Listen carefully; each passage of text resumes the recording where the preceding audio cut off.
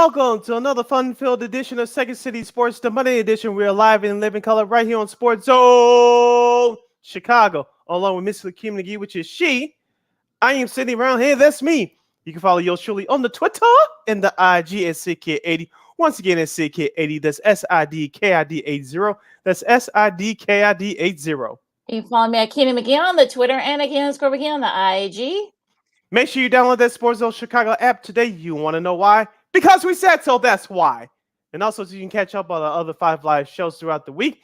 You can listen and watch them at your own leisure if you haven't to miss them. So make sure you download that Sports Zone Chicago app today. And also, make sure you follow Sports Zone Chicago on all social media platforms. You can find us on Facebook, Twitter, Instagram, and YouTube. Once again, find Sports Zone Chicago on Facebook, Twitter, Instagram, and YouTube. You want to catch the audio version of this show, Second City Sports? You can subscribe to our podcast at War on Anchor. Once again, at WARR on Anchor. We are available on all podcast platforms, including that iHeartRadio app. And speaking of War Media, you can follow those guys at WARR Media on Facebook, Twitter, Instagram, and YouTube. One more again, as the kids would say. You can find War Media on Facebook, Twitter, Instagram, and YouTube. And thank you very much in advance for your support. Like, share, subscribe, and tell your friends. Yes, smash that like button, share this program, and tell any and everybody you know that Second City Sports is on the air right now, right here on Sports Zone Chicago. And we are unapologetically fun, and we have very definite opinions. And you want to get in contact with us today. I hate the case of the Mondays. So I'm going to get through it. I'm going to get through it. But if you want to contact us through our 2-hour extravaganza, we call it Sports Talk Radio Show, you can go to Sports Zone Chicago's Facebook page and Sports Zone Chicago on YouTube. Type in your questions or comments in the comments section. Lakeena will get them up on the screen for you. But if you decide to troll and or do something stupid, I'm giving Lakeena full boat to give you fools to bill and beer boot. Bye-bye. I know she says that. One more reminder before we get started. You can now catch Sports Zone Chicago on Roku TV. That's right. Sports Zone Chicago is now available on your Roku television. If you already have a Roku TV, just tap into the sports section and download that Sports Zone Chicago app today to access all of our great programming. If you don't have a Roku TV, that's okay. If you have a streaming device like an iPad, iTouch, iPhone, your Chromebook, or your laptop, just make sure you download that Roku TV app. Just go into click on the sports section and download Sports Zone Chicago that way. You can catch our great programming live and on demand 24 hours a day, 7 days a week, 365 days a year at your own pace. So get with the program. Sports Zone Chicago is now on Roku TV. All right, Lakeena, let's get it started with this Monday's edition of Second City Sports. We know that it's football season, and it's nothing better than what Chicago sports fans come to expect and love, and that's the Chicago Bears. They bleed blue and orange. The Chicago Bears kicked off the Matt Eberflus era by beating the Kansas City Chiefs down on the lakefront by the score of 19-14. Justin Fields went 4 for 7 for 48 yards at a 78.3 passer rating. He only played 2 series. The defense, the first team defense didn't look all that great, but that's to be expected. I'll give you a reason why in just a moment. But the second and third team defenses in the second half, which led to come back down 14-0 from Kansas City to score 19 unanswered points to beat Patrick Mahomes, Andy Reid, Travis Kelce, the Kansas City Chiefs and company. Lakeena, as you said on Friday, and as I watched the game over the weekend, I'm not going to get too high. I'm not going to get too low. It's called the preseason for a reason. I saw some things that I didn't like. I saw a lot of things that I did like. But this is just the beginning of hopefully something big. But right now, we're taking baby steps, folks. Baby steps. Baby steps. I know this is the NFL. People want things to happen right away, but we're not going to see it with this team. Not right away, but you started to see some early signs from Matt Eberflus and company. Well, yeah, I said it before on Friday. Look, I'm not going to, I'll be honest, I only saw the highlights. I wasn't home, so I didn't watch a single moment of this game. Shame on you. Not shame. Well, look, I'm going by the tweets and such. Look, this is what I usually see here when it comes to preseason. Like, these are, guys that have, this is sort of like, especially since there's only 3 this time around. Mm-hmm. I mean, you're only going to see like maybe like the 5th stringers, like the 3rd or 4th stringers, guys that are trying to get into the team and such. I mean, it's fun, but it's so funny that Bears Twitter on preseason is like peak Bears Twitter. People are like, oh, they're gonna go like they looked really good and such. Okay, yeah. Look, I mean, some of the guys looked really good. I mean, Tristan Ebler had a nice, nice showing there at 31 yards. Trevor Simeon looked really good, but let's remember too who they were playing against. They were playing against mostly second and third stringers on the other side. So Daz Newsome, who had I think he had like a drop or a muff punt or something earlier in the game. Yeah, he kind of muffed a punt. Yeah, kind of redeemed himself, with a touchdown catch. But I mean, okay, great. I mean, I know that Jack Sanborn, had a nice, full recovery. I think he's a local kid, so okay, yeah, it's nice to see. I mean, it's okay.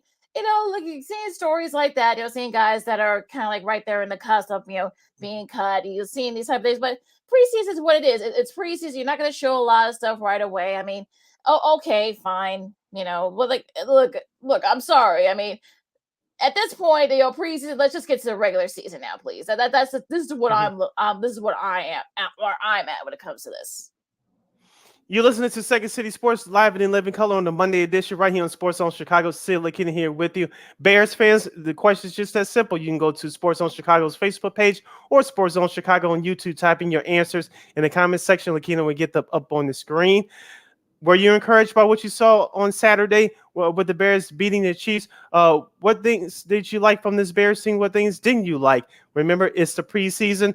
As I always say, Lakeena, it's all about the fundamentals. Is all about individual players who, like you say, trying to make the team. The starters rarely play. They use it as a tune-up for a series or two, like the Kansas City Chiefs did on Saturday. You saw on that first drive of the game, Patrick Mahomes and the rest of that first team offense of the Chiefs looked sharp, but you could tell they wanted to get off the field and not risk any bad injuries.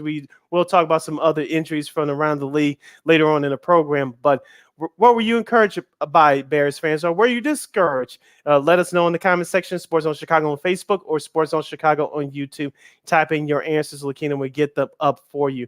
Lakeena, I was encouraged by the second string and the third stringers on the defense. Of course, number 91, Dominic Robinson out of the University of Miami. He had the Bears' first sack of the day. I believe he also had a strip sack as well, but he was very active around the ball. And you mentioned Sanborn. He had the interception and a fumble recovery as well. He had a great game. But the first team defense, I think our guy Will DeWitt from CHGO, who covers the Chicago Bears, told us about this player in the draft when we had him on after the draft.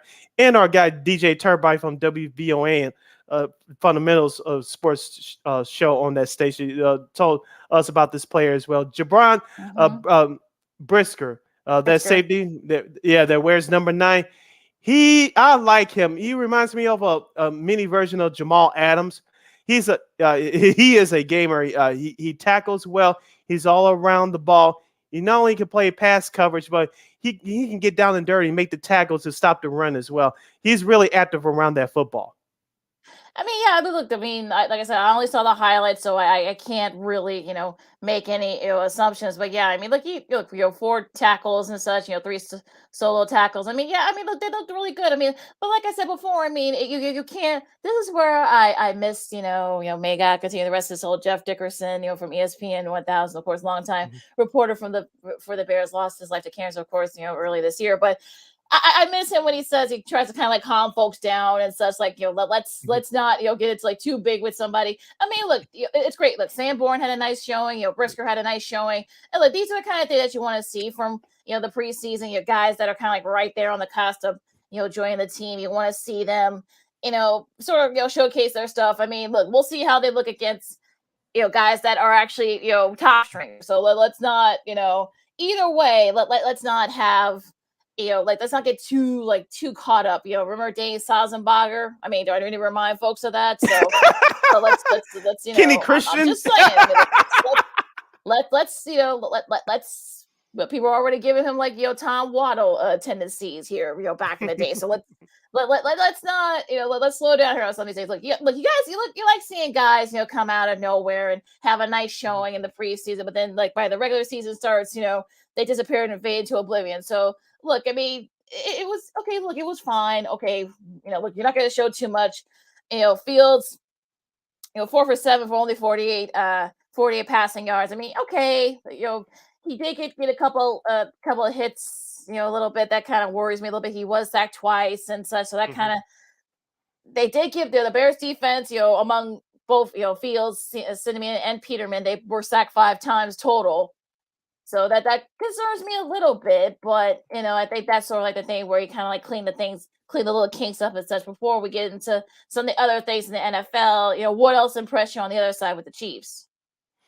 Uh, just with their first teamers, they looked sharp as usual. You could tell they didn't want to play after that first try. I'm sure head coach Andy Reid told them, if you score on his first drive, you could have the rest of the game off, and they played with a sense of urgency. But they're on the flip side of the ball, which carried them last year. The defense, Lakeena, they were active. You mentioned they got to Justin Fields a couple of times, even though Justin Fields had one run for 10 yards on the game for his statistics. The Kansas City Chiefs defense, it looks like it's going to be a strong suit for them again this year. And we'll get more deep into the Chiefs and everybody else once we do our divisional previews and give our season predictions in a few weeks. But that Chiefs defense was very active on Saturday. As you mentioned, during the preseason, you're not going to show too much. You're going to do some basic plays. They ran a couple of blitzes here and there on Justin Fields just to see where he is and to test out the cobwebs. But that was really more impressed by that Chiefs defense. Of course, in that second half, you had their backups in there. They didn't look as sharp, but during the first quarter and a half, their defense looked sharp.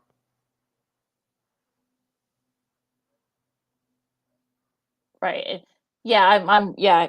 Look, I guess, like you say, they're not going to show a lot of, not going to show too much. They're not going to show, you're not going to show like all your trick plays and all your serve, in the basket, right there. But I mean, look, it is what it is with the preseason. I mean, exactly what it is. It's the preseason. No one's gonna, great individual performances. Okay, yes, the first team of the Chiefs, of course, they showed you why they were, been close to the Super Bowl the last, few years and such. So it's fine. I mean, okay, you're not going to show too much. And look.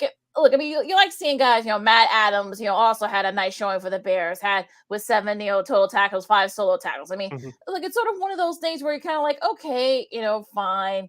No one's gonna, freak out about, okay, let's slow down in the fact that, okay, this is only the preseason. Let's not get too excited either one way or the other. We're not going to see everything from this Luke Getsy's offense. We're not going to see, you're not going to show you everything at this point. So we'll see what happens there now. I know we're up against it. We want to try to go through some of these other preseason games. Did you get a chance to see any of them, and which ones sort of like struck out either good or bad? A couple of nuggets here. The Pittsburgh, Seattle game, of course, Pickett, their first round draft pick, he looked good. He led the Steelers to that game-winning drive over the Seahawks over the weekend. Mitchell Trubisky looked okay. I know there's a quarterback battle there. If you're Mike Tomlin, you got to be careful with that. I know you brought in Trubisky originally to be the starter, but their quarterback was drafted in the first round, so they're going to give him Pickett, I'm referring to him, every opportunity to start. So we'll see what happens there. And of course, Zach Wilson, who was injured over the weekend, the second-year quarterback for the New York Jets. He's out 2 to 4 weeks. I believe he's supposed to have his surgery tomorrow. So head coach Robert Saleh is still hopeful that that Zach Wilson can play on opening day versus Baltimore. We'll see what happens with that. But if Zach Wilson is on the shelf to start the season, that's going to be real bad for the Jets, who many people expect them to be one of those surprise teams in the NFL this year to make a playoff berth. I'm not sure about that. This injury is definitely puts that pick in question for me right now. So we'll see what happens. Hopefully Zach Wilson is okay to start the season. Yeah, we'll see, because it didn't look very good if you saw the play itself. He kind of pulled up, and it didn't really look good initially, but I guess, everything's intact. The MCL, the PCL, which he tore last season, is intact, but it's just like a little bit of flexibility concern. So I guess once he does have this surgery, we'll see what the extent is. Hopefully he won't have to miss too much time. He'll probably be back early in the season. Because like you said, when we get to our divisional previews, the Jets is one of those teams that a lot of folks think can kind of be like that surprise team, perhaps push for that one of those 3 wild card spots in the AFC. Now, on the flip side with Dallas, they had 17 penalties against What Denver. A shock. I mean, look, you want to say that, look, granted, Dak Prescott didn't play. Zeke didn't play, so there was really mostly second stringers. But how does that look when your second and third stringers aren't very disciplined? What does that tell you? Yeah, it goes on the players first. They have to be held responsible for that. But it starts with the head coach and Mike McCarthy. The reason why I said shocking because the Dallas Cowboys led the NFL in penalties last year. And how many times we said that around here, Lakeena, now with the ex head coach Matt Nagy, now with Kansas City, you saw the Bears be undisciplined. And especially with pre-snap penalties, the Dallas Cowboys had that same problem last year. And this is the way you start, even though it's preseason. This is the way you start off 2022. Not good. You definitely had to clean that up. I do not want to be the Dallas Cowboys in that film room today. Yeah, I don't. Yeah, since Mike McCarthy is not very happy now. Another game I know we're up against. I know another game I know that I want to talk about is the Panthers versus the Commanders in their preseason game. Of course, the Panthers pulled it out 23-21. It was actually PJ Walker, for the Panthers who actually stood out, 136 passing yards and such. So in that win, but even though Sam Darnold did have like the one passing touchdown for them, of course, Matt Corral from Ole Miss, the rookie from Ole Miss, saw a little bit of action there. Only, 1 for 9 and 11 yards. So not a very good, initial showing for Corral, but it looks like it's going to really going to come down to these like last two preseason games, I should say. Yep, as we said before, Baker Mayfield and Sam Darnold, both of them are at a crossroads for their careers. Sam Darnold's trying to prove that he's still worth being a starter in this league. Baker Mayfield's trying to get that big time contract, and he wants to prove to people, say, hey, I'm still a very good player in this league. I want to be a top 15, top 20 quarterback in the NFL. So we'll see what happens there. Now, another game of note, I want to point out before we hit our bottom of the hour timeout is the Jacksonville Jaguars. They had an early 13-0 lead, but they lose it to the Cleveland Browns 24-13. Deshaun Watson, he took about 5-6 snaps. I know he got some boos from the crowd in Jacksonville. Some people say he shouldn't be playing, but under the guidelines of the NFL right now, he's allowed to play until the regular season opener. As it stands right now, he's suspended for 6 games. But back to on the field, he didn't look that sharp, but this is the preseason, so he had to get some play in. But Jacksonville, I'm kind of up and down with them, Lakeena, as far as hopes for them for this upcoming season. I still think they'll be one of the improved teams in the NFL. Will they make the playoffs? I'll give you my answer come up in a few weeks. But they have a respectable coaching staff. Doug Peterson is their new head coach. Of course, he coached the Eagles to the Super Bowl back in 2017. I expect Trevor Lawrence to have a big year for those Jaguars. Yeah, I agree. I mean, I know Watson did not look good at all. Dobbs and Rose up there. I think they're going to be kind of battling out because we'll probably get into it a little bit later. We may not, but apparently, I guess NFL is pushing for a year-long suspension with Watson. So this could be kind of like a chance to see which one of those two kind of emerge as a starter because they may need them. But as far as Jacksonville, I mean, look, you thought that all the changes they made, you got Doug Peterson taking over as head coach, is going to be very interesting to see. A lot of people are expecting a lot from Jacksonville. Then they're now 0-2 to start the preseason. Now you can take that as you will, but it's not looking good right now for Jacksonville. Like I said, they might be saving their stuff for the regular season, but it's not looking too good right now. Yep, and your Hard Knocks team for this year, the Detroit Lions, they lose their first preseason game to the Atlanta Falcons 27-23. I want to see tomorrow's episode how Dan Campbell reacted to that. There's no light in it until it's just a beginning or something like that, he said. We'll probably get into that more later. I found that first episode to be very interesting. Very interesting. Yeah, very entertaining too, no doubt. Look, Goff was pretty good. He only played one series. He was pretty good. 47 pass yards, was 3 for 4. I know their defense, have been kind of suspect. I know that Aiden Hutchinson, their first round pick, didn't have too good of a showing. He only had he had 2 tackles, so both were solo, so that was good on his part. But yeah, I mean, like I said before, you're kind of like working up the kinks and stuff. So first preseason, everyone has first preseason jitters. So I wouldn't worry too much about it. I wouldn't worry too much about it either. A couple other games to note from the weekend from the preseason. The Dolphins beat the Tom Brady-led Buccaneers 26-24. As we said before, long as Tom Brady's healthy for the regular season, that's all that opener. That's all that counts. Happy belated 45th birthday to him. And the Battle of Los Angeles, the Rams get the best of we call them the San Diego Chargers of Los Angeles on this show. The Rams beat the Chargers 29-22. Very entertaining game. I saw a little bit of that. That was a very entertaining game. Could be the could be a preview of the Super Bowl. We'll see. We're a long ways away from that. Maybe Arizona and Cincinnati. I mean, none of the first stringers played for either team, so it was actually, I think, Arizona was up for, I think, like 36-0 or something like that. So 36-9 or something, like 36-9 or something like that. So so the last 14 points for that the Bengals scored were kind of like garbage touchdowns, but. I mean, I guess like Cardinals second and third stringers are better than the Bengals for the second and third stringers. So I guess, God forbid, if Joe Burrow or Jamar Chase, who's back at practice, by the way, Burrow is after recovering from appendicitis. You better hope that they don't get hurt if you're a Bengals fan. So, yep. So that's our week 1 recap of the NFL preseason. We'd like to remind folks that the Bears' second preseason game will be coming up this coming Thursday at 7:00 Central Standard Time. You can watch it on ESPN as the Bears will travel to Seattle to take on the Seahawks. Should be an interesting one there as well. We're going to take a quick break and we're going to be right back. Okay, go talk some baseball.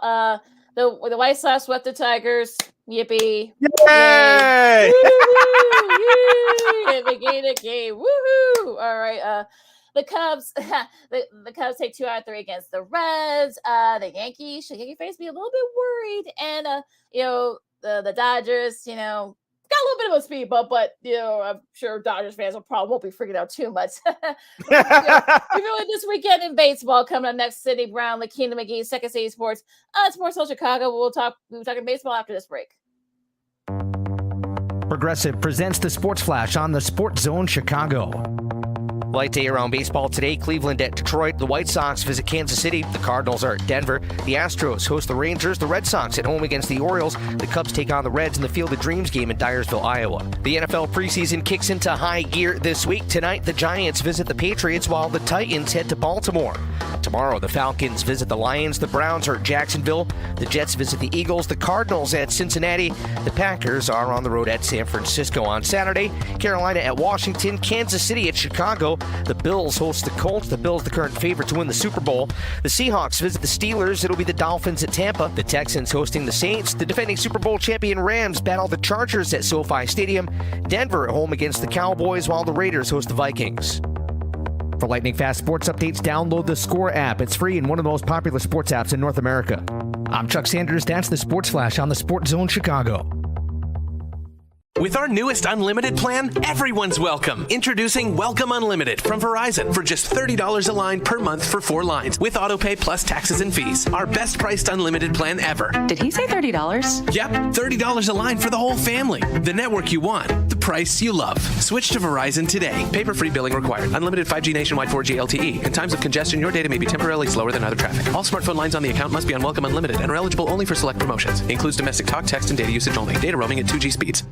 If this were a Reese's TV ad, you'd be staring at a Reese's peanut butter cup. And sure, my voice is peanut buttery smooth, but still, you need to see the peanut butter cups, right? No? I can really just say Reese's and you'll go get some? Okay. Reese's. Reese's. Reese's. Really working, actually. Reese's. Reese's. I'm on to something.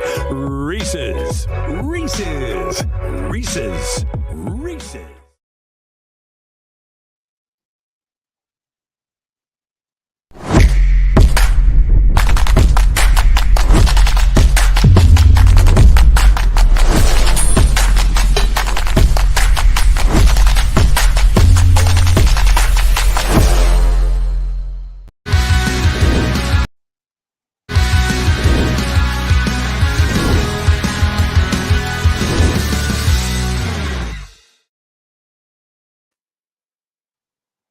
Welcome back to Second City Sports, the Monday edition. We're live in living color right here on Sports Zone Chicago. I'm Sid. That's Lakeena.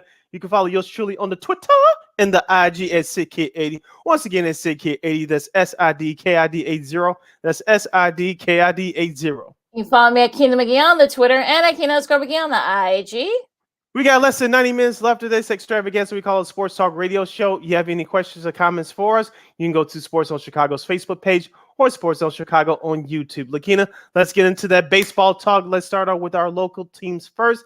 We'll start off with my Chicago White Sox. There are finally 3 games over 500 for the first time since April 17th. They did what many of us expected them to do. It wasn't easy at times, but at this point in the season, you'll take the wins as you can get them. They sweep the Detroit Tigers, taking the series finale yesterday by the score of 5-3. Lance Lynn pitched 6 innings, giving up 2 runs, 5 hits, and striking out 7. Jimmy Lambert, who came in the 7th inning, he struck out 4.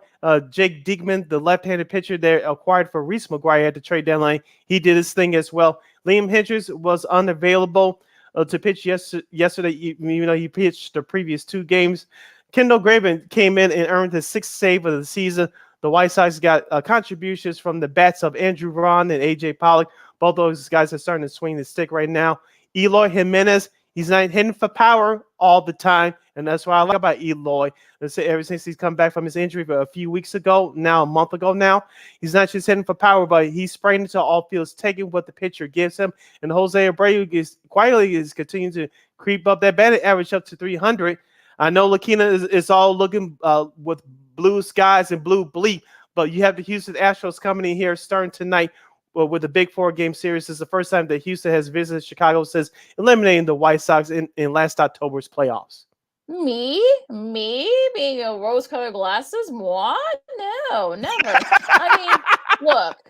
I'm gonna do like I did a few minutes ago, and I feel like I did this like about a month ago when last time they played the Tigers. Okay, you swept the Tigers. Yippee! Good for you.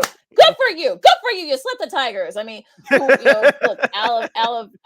Avila, from the GM there was fired about a week ago. So there's basically a team that's gonna kind of like go through some major changes. So.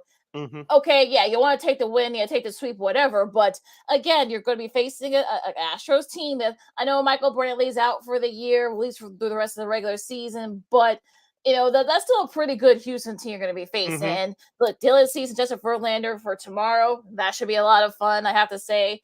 But look, I mean, I'm kind of in like prove it mode. Okay, yeah, you're 2.5 back from the Guardians. Okay, good. Look, you took advantage of some. Look, you had your share of errors too. White Sox during over the weekend. So the fact that the Tigers did, more than you guys did, you guys were able to take advantage of it. Okay, yeah, you could have won. You probably could have lost that series. I'm not one of those people that like to say, well, a win is a win, because that's not true. Once you get into the playoffs, you're going to be facing some of the best teams in your division. Well, in your side of the league, in the American League. So if you can't beat those teams, you can beat the bottom tier teams, the bottom fears, whatever, but you have to beat the top tier teams. You want to be right there in contention if you want to go to the World Series. So this is going to be a nice little test, going up against the Astros. Yes, the White Sox have finally started to win some games at home. I know the power hasn't come in a big surge like the way that we are White Sox fans are accustomed to seeing, but it's starting to come in strides, Lakeena. You have to take what the opponent gives you. Yes, it's the Detroit Tigers, but the White Sox have struggled to win consistently, period, but especially at home this season, they're starting to take advantage of it. And I'm with you. This is the most important stretch coming up for the White Sox for this upcoming weekend, perhaps for the season. Yes, they're 2.5 back of the Guardians, but like you said, they had to continue with this momentum. I heard Lance Lynn say this in his post-game presser yesterday. They had to continue with this momentum, something they had lacked up since the start of the season. You have Houston here for 4, which is a tough team, and then you go to Cleveland for 3 games, I should say, including that early game next Sunday morning, at least here in Chicago, which I'll get to that pitching matchup in just a moment. But the next 7 games are important for the White Sox. Realistically, they should go 5-2. Watch. They'll probably go 4-3, and we'll be back in the same position again.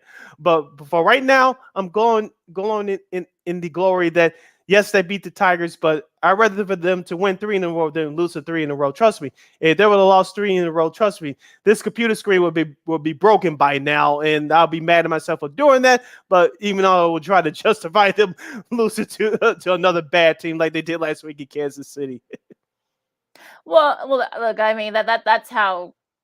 If that's how you want to go about it, go ahead. But I'm in that mindset where you have to beat the top teams in order to be like right there. You can beat all the bottom feeders and the lower tier teams all you want, but if you can't beat the top tier teams, which has been the problem for the White Sox this year, it doesn't matter what you do against those other teams. I know some people want them to back into the playoffs, and they probably will, but if they get their butts kicked by a Toronto or a Seattle, like, it'll mean nothing. I'd rather they not make the playoffs than just, they'll try, maybe some changes will be made, obviously, because this team's not good enough to get this team's not good enough to go to the ALCS. They're not the way they are right now, not the way they've been playing, like the consistency of it. I'm sorry. That's my mindset. So hey, take that, at Keenan McGee on Twitter. White Sox fans, come at me. Look, I'll be ready. Whatever. Now close it because we got to talk about the Cubs and some of the other things happening in the AL for a second. But that Dylan Cease Justin Verlander matchup. I mean, I'm a little surprised that that's not going to be televised nationally, because I feel like this might be one of those sort of matchups where both these guys are going to be vying for the AL Cy Young. So it's going to be interesting to see like whose offense will shine, because both guys have been playing very well lately. I think Cease's ERA is like just like about 2/10 behind Verlander's ERA, so it's going to be steps up. Yeah, and for the White Sox, for Dylan Cease, you need to give him run support. We didn't see that last Thursday in that terrible loss against Kansas City. Dylan Cease, in his 13, 14 starts, I believe it is, he's only given a 1 run or less. So you cannot blame him. He's keeping his team in ball games. But the problem is, as you mentioned, the offense comes and goes here and there, and that's been unfortunately been the case. Well, with the starts of Dylan Cease all season long for the White Sox, that trend needs to turn around, and I believe it will. I know Johnny Cueto goes tonight for the White Sox. Yours surely will be there in the house to see that. So for that pitching matchup tomorrow night, Dylan Cease will bring his best. Just hopefully the White Sox offense will bring their best. All right, we just to see what happens there. That should be a fun matchup tomorrow night. Going into switching over to talk to the Cubs. The Cubs, they beat 2 out of 3. They lose a chance of sweeping the Reds, but they did win 2 out of 3, including that game. Of course, we talked about it on Friday. They played Thursday. They were off Friday, and they were able to play the rest of these 2 games. But yeah, I mean, look, Ian Havel's Contreras. I mean, they homered in that Saturday game. It's to win that game 7-2 against the Reds. Didn't have a good showing last night. I mean, it was really the pitching that kind of let the Cubs down in that sense. I mean, the bullpen kind of, kind of gave that game away. Felt like, but you know what? It's fine. I mean, look, you take 2 out of 3 against Cincy, and you just gotta kind of keep it in there. But it'll be interesting to see what happens with this one, because I think look, if you could finish strong, I know our guys at CHGO, our buddies there, they are saying that 63, I guess, is going to be like the target win total for the Cubs. I mean, they're at 47 right now, so they are more than their weight. They might get there. They might pass that too. Who knows? But what do you think about that series against the Reds? Yeah, it was a good showing for the Cubs, despite what happened yesterday. As you mentioned, Lakeena, the bats came out, as we talked about all season long. When the Cubs score runs, they score in spurts, and via the home run. You talk about Christopher Morel, Wilson Contreras, Ian Happ, Patrick Wisdom always comes up with a surprise hit or two from the hot corner. So this Cubs team, when it's right in spurts, they can play with anybody. As we said all year long, give credit to manager David Ross. These guys do not quit. They leave it all on the line. They just don't have the talent right now. Despite what happened to Keegan Thompson yesterday, Lakeena, I still believe that he's one of the future cornerstones for that pitching staff. I know he didn't have it yesterday, but that's going to happen with young players as you're trying to learn on the job. And that's what happened. But I still got faith in him and Justin Steele. Will Marcus Stroman and/or Kyle Hendricks be here to start off next season?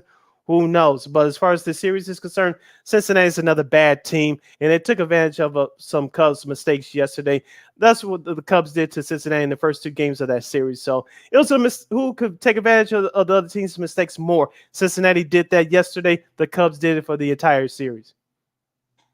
Yes, it is, and they were able to kind of take advantage of that. And look, if you're in Cincinnati, you'll take that at this point. So it'll be interesting to see how they do the rest of the season. They've kind of been up and down too. So we'll see how the Cubs do. I mean, I feel like this is going to be where it gets very interesting for the Cubs. I mean, it's sort of like they got a shot at perhaps getting that 63 mark. I guess that's the sort of like they play the Nationals starting tonight, so that's going to be they're just as bad as they're just as bad, if not worse, than the Cubs. So it'll be interesting to see if they can kind of take advantage of that. Now, what caught your eye in MLB this weekend? Speaking of the American League, the congratulations to Rasmussen, the starting pitcher of the Tampa Bay Rays. No, he did not get his no-hitter yesterday, but he was perfect through 8.5. He lost it in the ninth inning as the Tampa Bay Rays salvaged that series with the win against the Baltimore Orioles. Baltimore is still in that driver's seat for that third wild card spot in the American League. Sticking with the American League East, Toronto Blue Jays, not a good weekend. They dropped 2 or 3 at home to the Cleveland Guardians. And the Cleveland Guardians, as we mentioned, they lead the White Sox in the AL Central by 2.5 games. That's because the Minnesota Twins, we didn't expect this, Lakeena. They lose 2 out of 3 to Los Angeles Angels of Anaheim. So for the Minnesota Twins during their staycation in Los Angeles last week, they lost 4 out of 5. They got swept by the Dodgers in 2 games. They lose 2 out of 3 to the Angels. I would say that this team is dead, but because it's the AL Central, you got the extra wild card race. By default, the Minnesota Twins are still alive.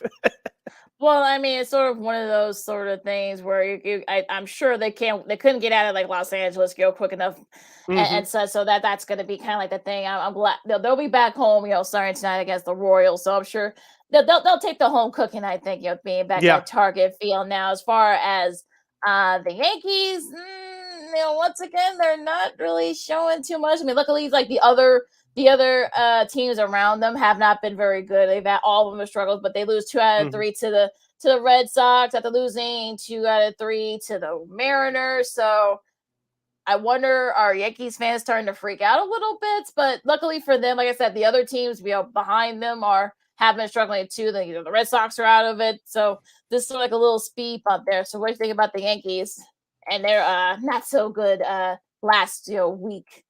It wasn't a good series for them in Boston over the weekend, but the Yankees, as you mentioned, they still comfortable. They're going to take the AL East, but as we talked about on our last show last Friday, Lakeena, they're starting pitching besides Garrett Cole. They're going to have to pick it back up again with Jordan Montgomery, Nestor Cortez, who came out strong to start the season, but he's been figured out a bit. In their bullpen, it's got to be sharp. World champion. Will he ever get his role back as being a closer? He started off struggling to start off the year, so there's some problems right there. The injury to Matt Carpenter, who was their plug-in guy coming off the bench, he's lost to the foot injury for 6 to 8 weeks. Keep an eye on that. And that's gonna we'll see how it hinders them come playoff time. If Carpenter is able to get back just in time for the playoffs, I think the Yankees will be okay. But if he's out for the year past those 6-8 weeks, it's gonna be trouble for him. Yeah, absolutely. And the Dodgers, I know, yes, they got their win streak snapped by the Royals. They didn't sweep the Royals in Kansas City. They were shut out 4-0. But okay, fine. Don't worry, folks. It happens. But it's sort of like one of those days where like, okay, yeah, they've been winning for like the last like almost 2 weeks or so. So I'll be that idiot fan on LA Sports Radio. Fire Dave Roberts. Oh, you lost to Kansas City. Yeah, how dare you? Yeah, how dare you Right. only win 2 out of 3 against KC? Oh, how dare he? But how dare they? But yeah, I think I think like mentally they kind of wanted to get back home. So I think they're fine. But yeah, it's interesting. But yeah, I mean, look, if you can't win them all. They weren't going to go like 100 and like something like 130, like 120 and like 34. They weren't going to do that. So I think people need to kind of just chill on that. They've been waiting for like almost like 2 weeks now, so they can afford a loss. It's fine. Now Drew Rasmussen, of course, I kind of kept an eye on. I didn't watch it, but I kept an eye on him. Of course, almost got that perfect game. He did like in not in many pitches. I think like 63 pitches. I think for 7, and of course gave up that hit, but unfortunately, but look, it was a nice showing by him, and look, I think they'll take the win for the Rays. You want to be, because they got to keep pace in the AL wild card, so you could take the win. Okay, you have lots of chance of getting a perfect game, but okay, whatever. I mean, like you'll take the win. That's all that matters. Yeah, Houston takes care of Oakland at home over the weekend, getting revenge for them being swept a couple of weeks ago. And back to the NL Central, Lakeena, is getting very interesting. The Cardinals are up by a 1.5 over Milwaukee. I'm really worried about Milwaukee right now. They were just like the White Sox last year.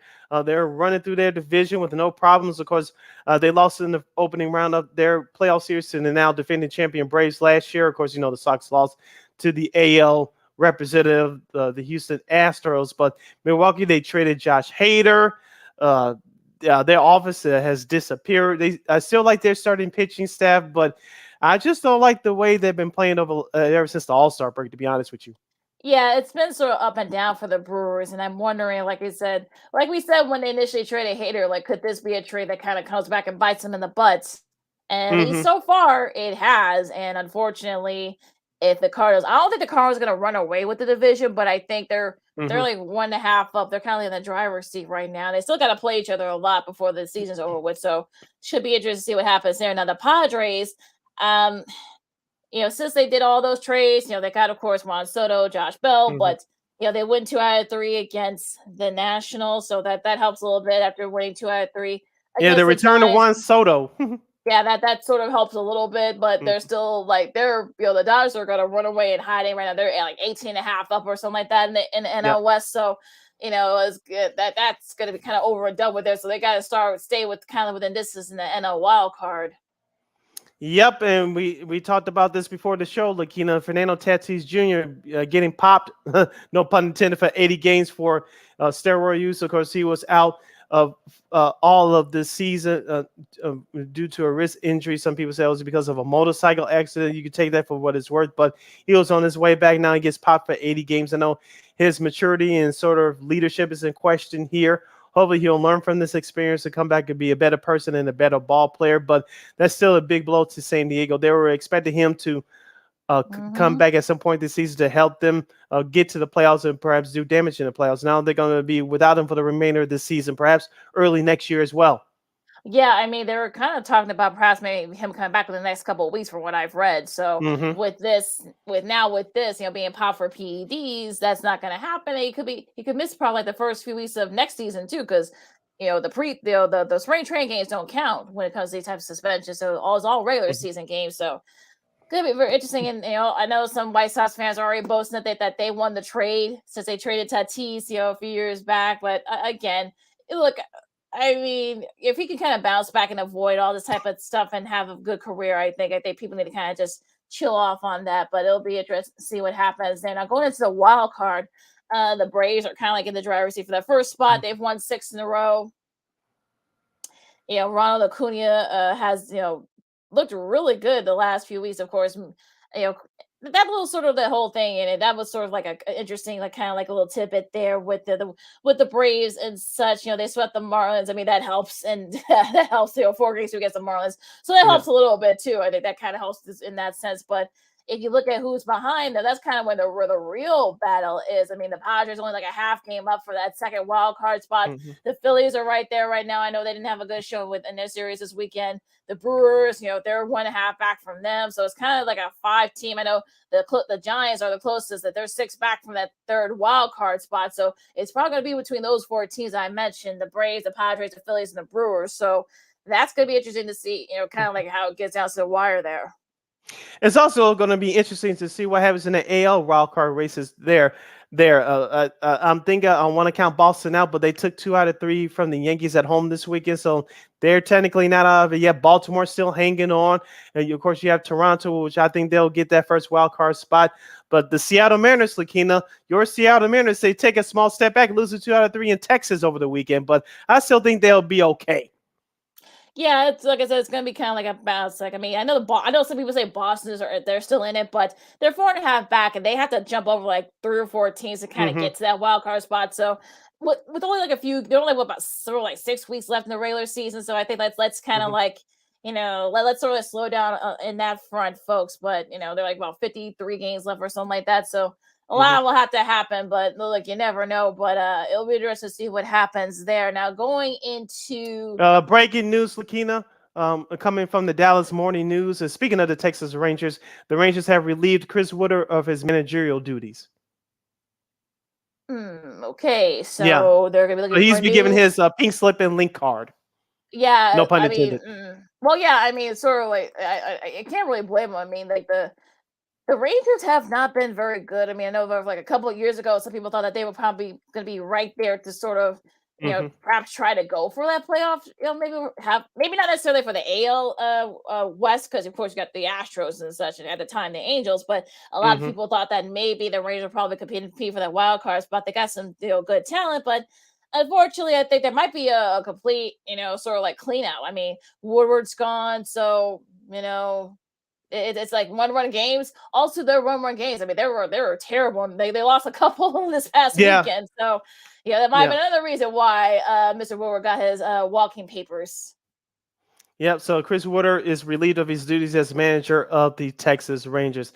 Now, Lakeena, let's go over to. I know we're running up against it for our top of the hour break, but we'll give you the schedule for MLB for the series that starts tonight. The series that starts tonight and tomorrow. Of course, tonight's Astros White Sox series will take place on the south side at 7 o'clock. You can watch that game nationally on FS1, and you can catch the Spanish broadcast of the White Sox featuring Ozzie Guillen, and that's on NBC Sports Chicago Plus. That's tonight at 7 o'clock. Of course, the Detroit Tigers and the Cleveland Guardians, they'll start their doubleheader in about an hour from now. That's a day-night doubleheader for the Tigers and Guardians from Cleveland. The Phillies and the Reds will do battle from Cincinnati. The Padres and the Marlins will start in South Florida tonight. Of course, you mentioned the Cubs and the Nationals earlier. The Tampa Bay Rays visiting Yankee Stadium to take on the Yankees. Big series for both teams. Of course, north of the border in Toronto, the Blue Jays will host the Baltimore Orioles. Big series for both teams. The New York Mets and the Atlanta Braves will get it on tonight from Truist Park down there in hot Atlanta. The Atlanta Braves trail the New York Mets in the NL East race by 5.5 games. Of course, you mentioned the Royals and the Twins. They'll start tonight. Oakland and Texas will be looking for a new manager. They'll start their series tonight between two bad teams. Speaking of the Dodgers, they'll travel up north here to take on the Milwaukee Brewers in a big 3-game series. Seattle's at Anaheim to take on the Angels. The Diamondbacks are at the Giants. All right. Also, too, Boston will place Pittsburgh. Let's see. In Oakland will face Texas, Colorado, and St. Louis. They'll start their series. I think you got the rest, Sid. Yeah. Got the rest. Got the rest. So, some pretty interesting series to start off this week in NLB. And for those of you who are wondering why my green screen, I look be a little faded. That's why I turned it off. I didn't do anything else weird to it. So, this is kind of like what you're gonna get for right now. I'll try again before the break, but this is how it's working right now, folks. This is what I'm working with here, so you gotta give me a little bit of credit here. But hour number 1 in the books, got hour number 2 coming up now. So what we got coming up in hour number 2?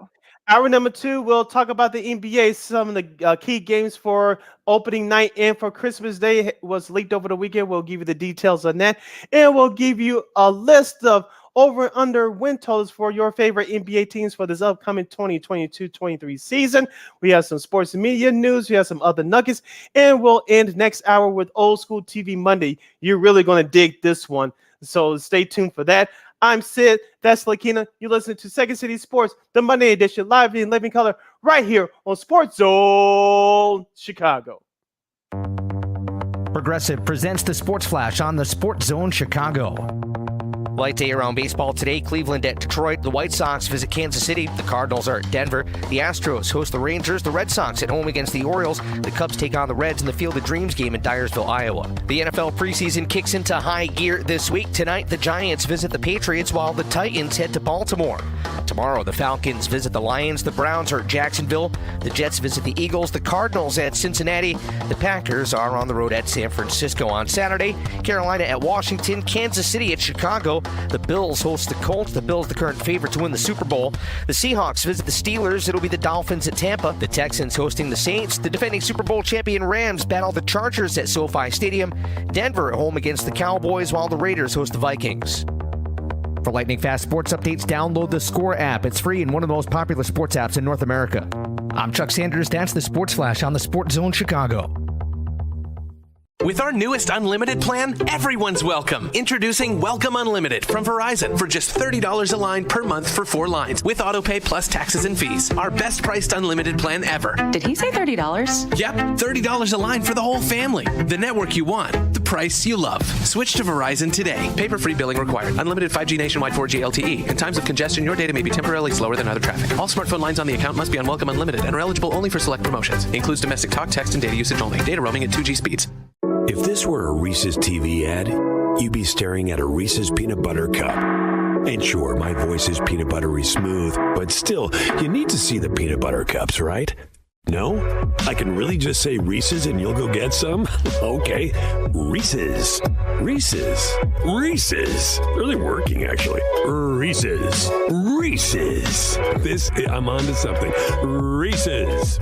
Reese's. Reese's. Reese's.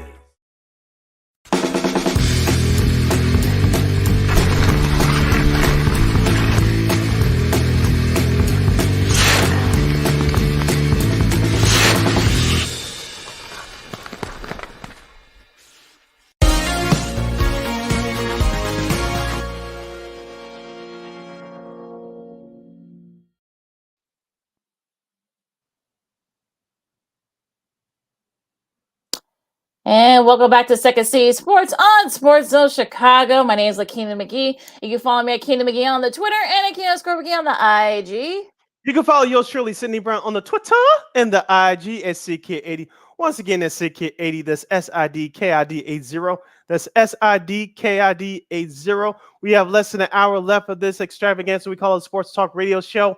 You have any questions or comments for us, you can go to Sports Zone Chicago's Facebook page or Sports Zone Chicago YouTube, typing in questions and comments in the comments section. Lakeena will get them up on the screen for you. And before we continue with this fabulous program, let us not forget to remind you that you can now catch Sports Zone Chicago on Roku TV. That's right. You can catch Sports Zone Chicago on your Roku television. Celebrate with the squad. Sports Zone Chicago is now on Roku TV. That's right. If you already have a Roku television, just tap on that sports section and download that Sports Zone Chicago app. If you don't have a Roku TV, that's okay. You have a streaming device like your iPhone, iPad, iTouch, your Chromebook, or your laptop. You can download that Roku TV app. Just click on the sports section and download Sports Zone Chicago that way. So catch Sports Zone Chicago live and or on demand 24 hours a day, 7 days a week, 365 days a year. All right, Sid. Some of the official announcement of the NBA schedule will commence later this week, but some of the leaks has already been, as with every schedule. I guess schedule leaks, and you always have those folks that are actually leaking the schedule and whatnot. Now, apparently, the Christmas games have been released already. First of all, we'll get to the games in a second, but first of all, no Bulls, boo. I mean, right, like really. Like, come on. And also, too, Bucks. Well, first, Bucks. I don't know if this is going to be the order, but I guess we'll see once the schedule comes out on Thursday. But, Bucks and Celtics. Okay. Okay, cool. Sixers and Knicks. Like, really? The Knicks? That'll be the 11 o'clock game. I guarantee you that. The Knicks do not deserve to be on the prime time right now. That'll be your first game on ESPN on Christmas morning. Book it. Suns the NBA will be Nuggets. stupid to get it out that time slot. Suns and Nuggets should be interesting. We'll see how, I don't know. We'll see if, I don't know. That's going to be very interesting. But there's still a lot of question marks about the Nuggets and such. Lakers and Mavs, LeBron versus Luka. That might be the prime time game, I think. Yeah, I guarantee that too. That'll be the prime time game on ABC/ESPN. Or Grizzlies Warriors. That might be the game. That might be the afternoon game if I'm thinking it right, seeing how this works. And they'll lead into the Dallas and Lakers game. Yeah. So I'll say this. Golden State and Memphis, they'll be your 4 o'clock game on ABC. And then they'll lead into LeBron James and Luka Doncic with the Lakers and Dallas on ABC and ESPN. The NBA cannot possibly screw this up, can they? Well, here's the weird part about it is that, this is actually going to be the first time where there's going to be some NFL games that we compete against the NFL. Because remember, Christmas Day is on a Sunday this year. So now you're going to be seeing some NFL games there. So it's going to be interesting to see how the ratings are. Let's see how the NBA maneuvers this quintuple header, if you will. But, just like a little nuggets there. I believe, that like it's the first Lakers Clippers game of the season. I got to get that up here for a second, but I think it's gonna be like October 20th, if I'm not mistaken, or something like that. Or yeah, October 20th. I'm not gonna call it that corporate name. I'm not doing that.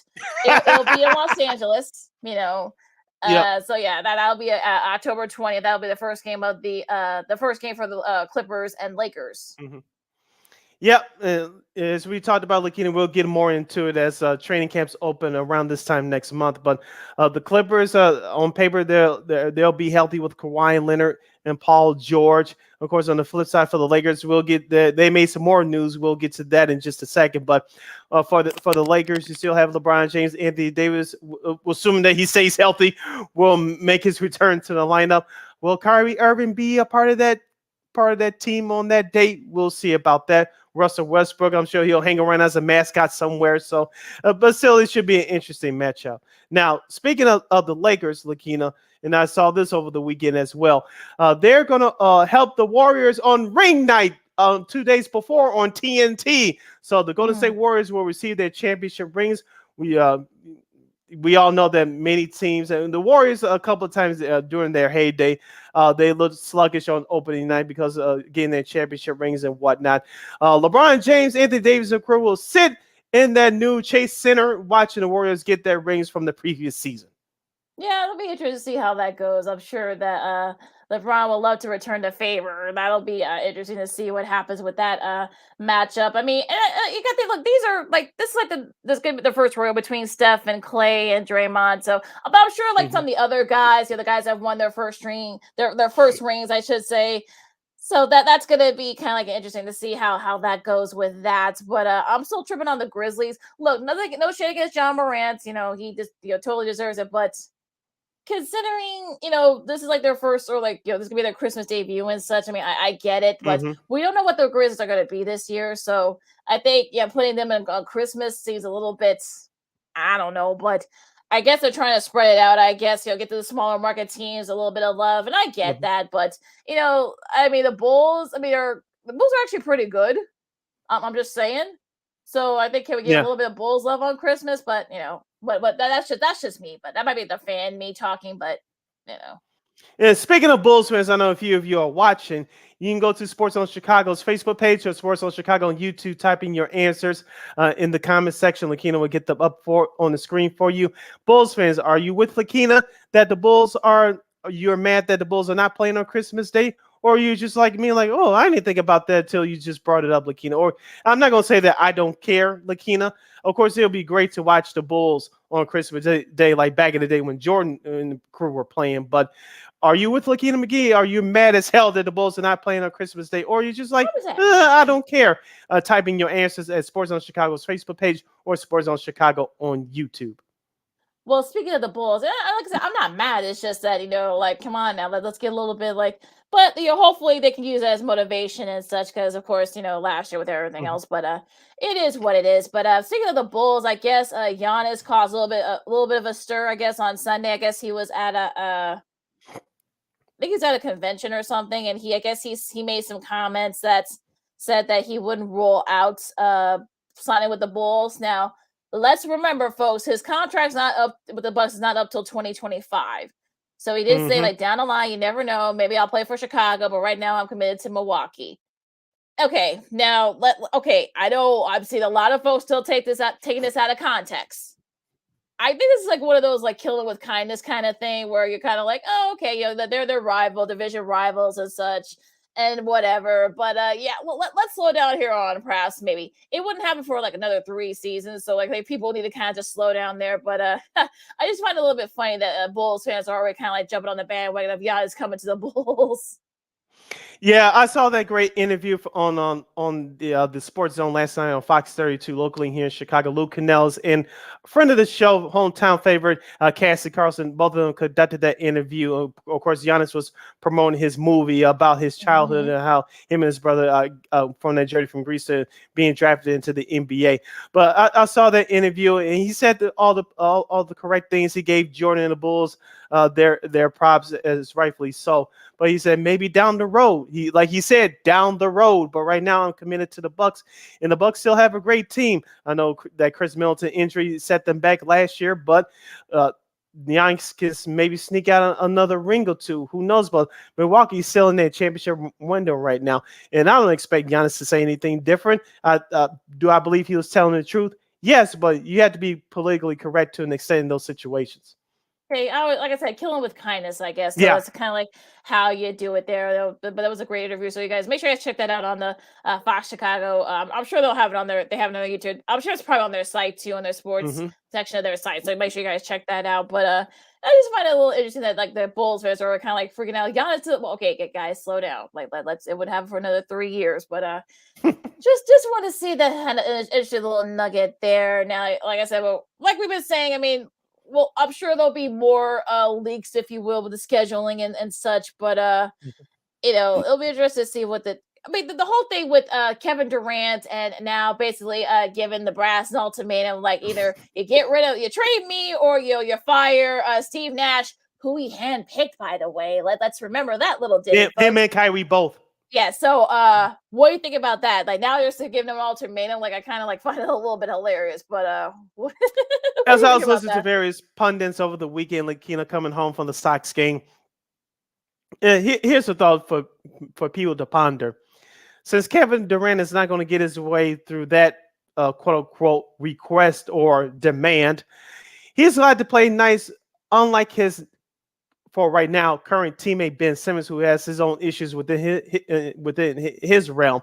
But Kevin Durant's going to have to play nice. Now, will he eventually get his trade request? I'm sure. But if you're the Brooklyn Nets, I know you don't want any more distractions as you'll start training camp within the next month or so. And when you start this upcoming 2022-23 season. So Kevin Durant, you're going to have to play nice because you don't want to end up like your buddy Ben Simmons, your current teammate for now. You see all the PR hits that he's been taking. So for Kevin Durant, you're going to have to play nice. I know many people don't like the NBA because it's a players' league, and most of the time the superstar players get their way. But Kevin Durant will probably have to take a back seat on this one and look at the situation realistically. As you said before, Lakeena, on our last few shows, I know that the Brooklyn Nets want an overhaul for Durant. You want the best possible deal, but right now they're demanding too much, and we'll see which other teams who budgets first. Well, it's interesting that it's kind of like everything's kind of like died down. So I'm wondering, like, okay, what's going to happen here with all the other stuff? I mean, will anything happen before training camp? Will it be happening during the season, especially if the Nets don't do very well and they have a terrible start? So that's going to be kind of like the thing for me. But I find it hilarious though that we haven't like heard like one peep about it. But it'll be interesting what happens here. But I feel like will Durant will KD be a member of the Nets by the time the season starts? I don't know. I don't know. Yeah, that's what you like the NBA. Where amazing happens, right? So I say, I don't know. Like I said, I don't know. Yeah, we'll see what happens there. You're listening to Second City Sports on Sports Zone Chicago. We're live in the 11 color, the Monday edition. I'm Sid. That's Lakeena. We're talking hoops right now. This comes to our friends at the Action Network via DraftKings, and this is the over-under win totals for this upcoming 2022-23 season. It was updated last week. Lakeena will start with our team first, the Chicago Bulls. Last year, they won 46 games, got bounced out of the first round against the Milwaukee Bucks. This year, the Bulls their win total is set at 43.5 wins. Do you take the over or the under? I'm taking the over. Like I said, I don't know what they're basing this on, but I mean, like 43.5. That's kind of on the low end, but it just again, this sort of shows that these things can change at a drop of a hat. So I was just seeing what some of the other win totals are for some of these other teams, because if the Bulls are at 43.5, I'm already like giving this thing the side eye. Yeah, I'm going over as well. Even let's just say they win about 4 or 5 more games, so they'll get them closer to 50. And assuming that this team stays healthy, I think they could do a little bit more damage. But I'll say over to maybe not by that much, but I say at least over by 4 or 5 wins, which gives them 48, 49 wins, and which is still not bad. And you're still right in the thick of things in the Eastern Conference. The Bulls just got to stay healthy, and I think that's why their total is down 43.5. 43.5 for over-under wins for this upcoming season. Now, let's go to the Western Conference first, Lakeena. The Lakers, 45.5. I really find it hard to. You can't make this stuff up, folks. Do they know that is AD, Anthony Davis, he's going to still be healthy throughout the year? Because that's the only thing I can think of as to why they would have it at 45.5. But Let me see. No, I think Meanwhile, I'll push. Kyrie Irving joined the Lakers. Well, I think I'll push on Dot. that. Well, yeah, I'll push on that win total because, like I said, strange things happen in the Western Conference. So Mm-hmm. I'm kind of like, okay, all right, what's the all right? Well, who else? Who else has that? The win total is Yeah, the Lakers had 45.5. Staying with the Western Conference, the new Twin Towers of Rudy Gobert and Karl Anthony Towns, they're at 47.5. okay. I might push on that one too. I think like, you don't know how they're gonna mesh together. They may not mesh well together. So we don't really know. So I think to have the fact they already have them like that high of a number, that's a little bit much. But I Yeah, the might have to Denver push on that one. Yeah, the Denver Nuggets 49.5. Assuming that Jamal Murray he'll be coming back after missing all last season. Michael Porter Jr. as well. We know that Nikolai Jokic is a back-to-back MVP winner. I know many people expect him to have a big season. So Denver's total right now is at 49.5. I'll go over by a couple wins, probably about 3 or 4 wins. They'll be at like 51 or 52. So yeah, Yeah. I'll go over, but not by much. Like I said, it's gonna take Murray some games because he didn't play all of last year. So it's probably gonna take him a couple of games to kind of like get back into the groove. The Dallas Mavericks, as we mentioned, they'll host LeBron James and the Lakers on Christmas Day. Their win total, this team they got to the Western Conference last year, 48.5, as Jason Kidd enters year number 2 as Mavericks head coach. I'll take a little bit over. I think they're 150. Okay. Like I said, it's all gonna depend on how the schedule looks and how remember Brunson's not there anymore, so let's see how much of a loss that is. So that'll get very interesting there too in Dallas. All right, the LA Clippers and the Phoenix Suns both are tied for 52.5 wins. I'll say over for the Clippers. The Suns slightly over, but they're not going to be the same team as they were a year ago, especially the way their season ended last year, looking badly against the Dallas Mavericks, especially in Game 7 at home in that second round series. Over about 55, I think the Suns will. I think they're going to win 65 or something like that. They won last year, so 62 or something like that. So I'm not. I mean, it's going to be hard for them, especially. I wonder how much motivation they're going to have, especially the way they lost last year. So maybe they'll be a little extra motivated. Who knows? But yeah, I'll take a little bit over, but like 60, maybe like 62 or something like that. Maybe 60, 55 or 60. I think that I'll say 58 for the Suns. Okay, just a couple more teams in the Western Conference before we move over to the East. The New Orleans Pelicans, who gave the Suns a surprise runs despite the Devin Booker injury last year, 44.5. They assume that Zion Williamson will come back and have a healthy year where he stays with the team after next season. That's down the issue down the road. But New Orleans Pelicans overall in the total for wins 44.5. Right now, I'm taking slightly the under. Yeah, I'm taking the under as well. You don't know how Zion's gonna look, especially since he hasn't played in a while. So I'm a little concerned of how this team is gonna look. So the Pelicans, especially since they're gonna be facing a very tough, Western Conference. You know how some of the guys are gonna be coming back from injury. So I'll take I think they'll be struggling to get over 500. I think. Yeah, give Willie Green his props, though. The former NBA player who's now the head coach with the Pelicans. He did a great job with them last year, especially during after the All-Star break last year. A couple other teams in the West before we move on to the East. The Portland Trail Blazers, 40.5, 40.5, so under 40 wins. And the Utah Jazz with Donovan Mitchell for now, 32.5. Yeah, Gobert is gone, so it'll be interesting to see how they look with. Again, will Donovan Mitchell even be there by the start of the season? They're like some of those trade talks are kind of died down. I know some people said New York and Miami, but I think what it look like right now he's still in Utah Jazz, so they're going to be struggling a lot. I'm sure he'll probably be gone like during the season, so I'm going to say the under on that one. Okay, in Portland too, 40.5. I'll push on that one. You don't know how Dame's going to look, coming back from injury. He might demand a trade too. He keeps denying it.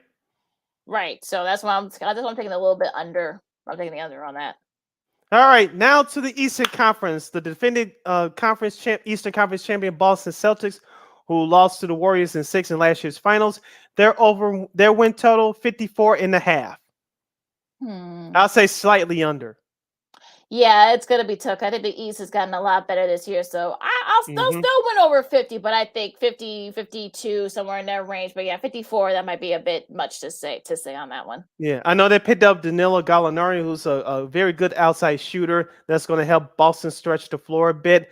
But I think they're going to come back to reality a little bit. They're still going to be a very good team. Jason Tatum, Jaylen Brown, and Marcus Smart, RIP Tom Heinsohn, who's your reigning defensive player of the year. They're still going to be a good team, but as of right now, I'll take it slightly under. I know that there was some injuries last year, and they overcame them, obviously, but for me, slightly under. The Milwaukee Bucks, as we talked about with Giannis Antetokounmpo, over, 52.5 wins. I'll say slightly over, maybe 1 or 2 games. Because they didn't take the last year's regular season that seriously either. You saw the way they did. 50, I'll say 53 or 54 for them. Yeah, that's what I'm thinking. All right. All right, the Philadelphia 76ers, Doc Rivers, he's on the lifeline right now, especially with James Harden now being back for another year. Joel Embiid, wants to win, becoming the leader. We all thought he expected him to be calling guys out in the media and behind the scenes. Their win total 49.5. I'll push on. They'll go like about the 48 to 50, I think. Yeah, I got them at 50 wins too right now. So technically it'll be over, but just hopefully that Joel Embiid doesn't get hurt. So their win totals predicted 49.5. Let's see here. The Miami Heat, who they lost to the Boston Celtics in 6 games in the Eastern Conference Finals a season ago. Their win total is set at 48.5. 48. I'll push. I'll say 48 to 49, I think, for that one. Okay. The Brooklyn Nets, Kevin Durant and Kyrie Irving and company, for now, their win total is set at 45.5. Okay, so again, I'll push. Like we've been saying, we don't know how this team's gonna look down the line, so I probably would say, yeah, I'll push on that. Okay, a couple of the teams in the Eastern Conference, the Atlanta Hawks, who lost in the first round in the playoffs last year. They had to win both the games in the play-in tournament just to get into the playoffs. Their win total is set at 45.5. So they got the same win total as the Brooklyn Nets, as far as predictions is concerned.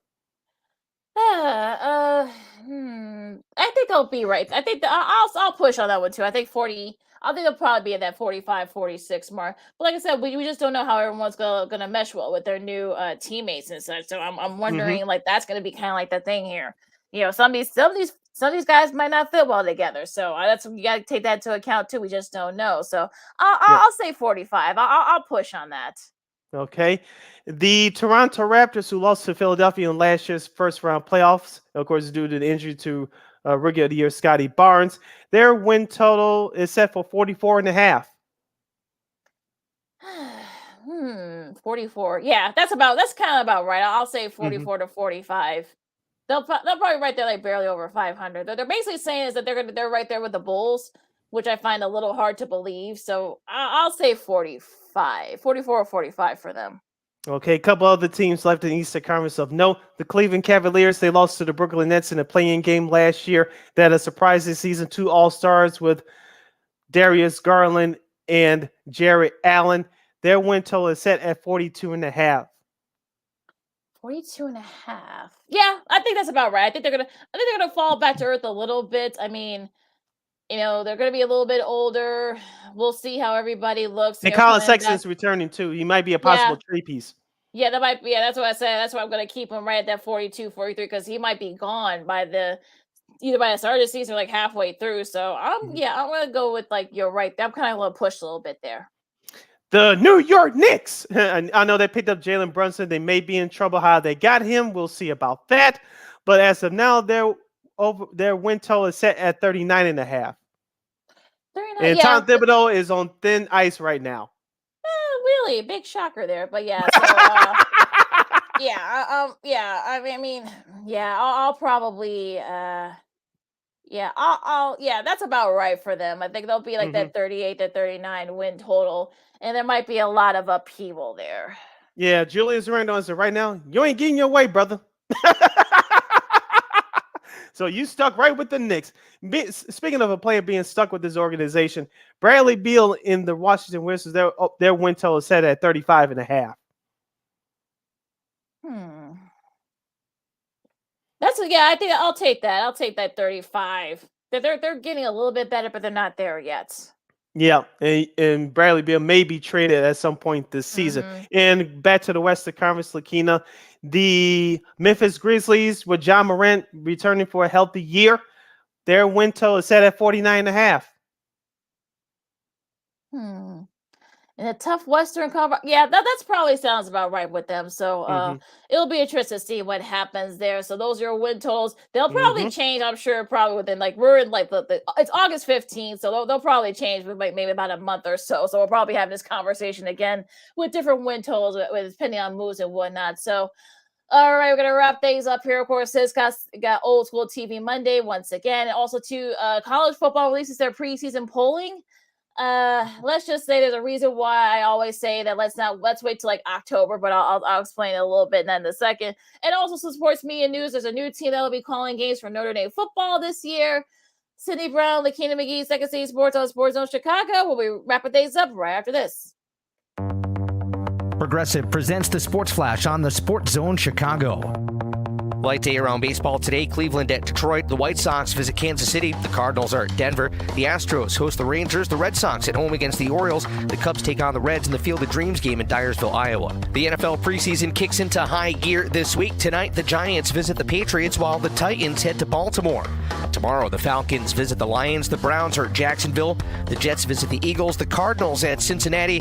The Packers are on the road at San Francisco on Saturday. Carolina at Washington. Kansas City at Chicago. The Bills host the Colts. The Bills the current favorite to win the Super Bowl. The Seahawks visit the Steelers. It'll be the Dolphins at Tampa. The Texans hosting the Saints. The defending Super Bowl champion Rams battle the Chargers at SoFi Stadium. Denver at home against the Cowboys while the Raiders host the Vikings. For lightning fast sports updates, download the Score app. It's free and one of the most popular sports apps in North America. I'm Chuck Sanders. That's the Sports Flash on the Sports Zone Chicago. With our newest unlimited plan, everyone's welcome. Introducing Welcome Unlimited from Verizon for just $30 a line per month for 4 lines with autopay plus taxes and fees. Our best priced unlimited plan ever. Did he say $30? Yep, $30 a line for the whole family. The network you want, the price you love. Switch to Verizon today. Paper-free billing required. Unlimited 5G nationwide 4G LTE. In times of congestion, your data may be temporarily slower than other traffic. All smartphone lines on the account must be on Welcome Unlimited and are eligible only for select promotions. Includes domestic talk, text, and data usage only. Data roaming at 2G speeds. If this were a Reese's TV ad, you'd be staring at a Reese's peanut butter cup. And sure, my voice is peanut buttery smooth, but still, you need to see the peanut butter cups, right? No? I can really just say Reese's and you'll go get some? Okay. Reese's. Reese's. Reese's. Really working, actually. Reese's. Reese's. I'm on to something. Reese's. Reese's.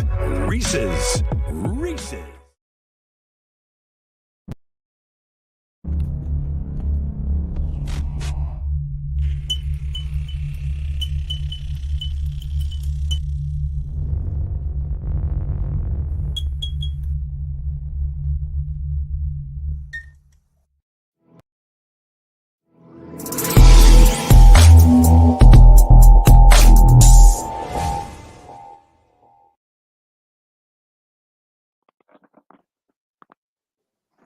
Welcome back to Second City Sports, the Monday edition. We're live in living color right here on Sports Zone Chicago, along with Miss Lakeena McGee, which is she. I am Sydney Brown. Hey, that's me. You can follow yours truly on the Twitter and the IG at CK80.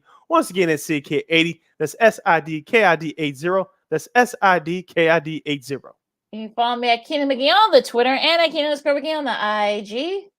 We got less than a half hour left of this extravaganza we call a sports talk radio show. You have any questions or comments for us during our any of our topics during today's show, you can go to Sports Zone Chicago's Facebook page or Sports Zone Chicago on YouTube.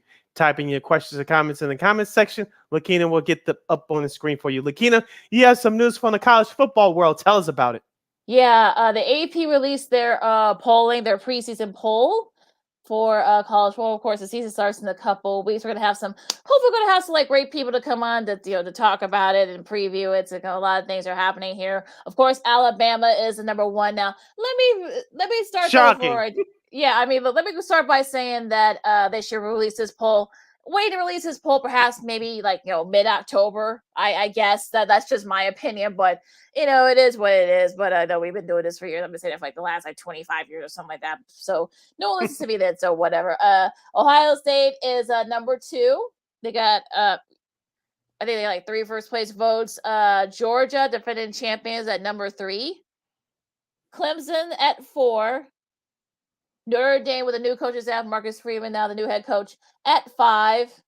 Way too high. Sorry, Sean. Sorry, Sean Davis. Sorry, our buddy Sean Davis. Texas A&M at 6. Utah's at 7. Michigan at 8. Might be a little high. They should be like in the 10 to 12 range. But again, Oklahoma, 9. 10. Baylor, Oregon at 11. OK State at 12. NC State at 13. USC, of course, look at Riley Pace over as SC head coach at 14. Michigan State at 15. Miami, of course, Mario Cristobal back there in his alma mater. That's 16. Pittsburgh at 17. Wisconsin at 18. Arkansas at 19. Wisconsin 18, Arkansas 19, Kentucky at number 20. There's some comments that happened there about Coach Cal. Apparently, I guess, they're not a football school or a basketball school. Apparently, we'll get to football and try to get to that with those comments. Ole Miss at 21, Wake Forest 22, Cincy at 23, Houston at 24, and BYU at 25. Interesting to note that no Florida or Florida State.